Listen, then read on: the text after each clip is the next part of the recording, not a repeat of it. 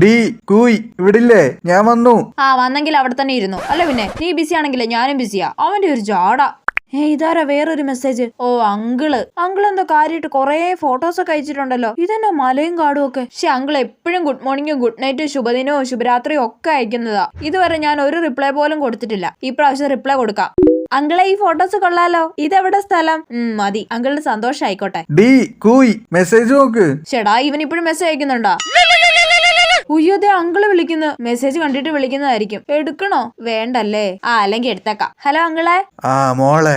എന്താ അങ്കിളെ? ഞാൻ മെസ്സേജ് കണ്ടിട്ട് വിളിച്ചതാ മോളെ. ആ സ്ഥലം ഉണ്ടല്ലോ മോളെ, ഞങ്ങള് കഴിഞ്ഞ ഞായറാഴ്ച മൂന്നാറ് വരെ പോയതാ കേട്ടോ. അതെല്ലേ, ഇങ്ങർക്കത് മെസ്സേജ് പറഞ്ഞാ പോരെ. ഇവിടെ പിള്ളേരൊക്കെ നിർബന്ധിച്ചപ്പോ അങ്ങ് പോയതാ മോളെ. ആണല്ലേ, കൊള്ളാം, നല്ല സ്ഥലമാ. ആ അതെ. മോള് ചോറ് കഴിച്ചോ? ആ കഴിച്ചങ്കിളെ. എന്നതായിരുന്നു കറി? കറി മീൻകറിയായിരുന്നു. എന്ത് മീനാ മോളെ? മത്തി അങ്കിളെ. ഓ ഇപ്പോഴത്തെ മത്തിക്ക് നല്ല രുചിയാ അല്ലയോ? ആ അതെ. അമ്മ എന്തിയെ മോളെ? ഉയ്യോ, അമ്മയ്ക്ക് ഫോൺ കൊടുത്താ പിന്നെ അമ്മയുടെ കയ്യിൽ നിന്ന് ഫോൺ കിട്ടണമെങ്കിൽ പുറകെ നടക്കേണ്ടി വരും.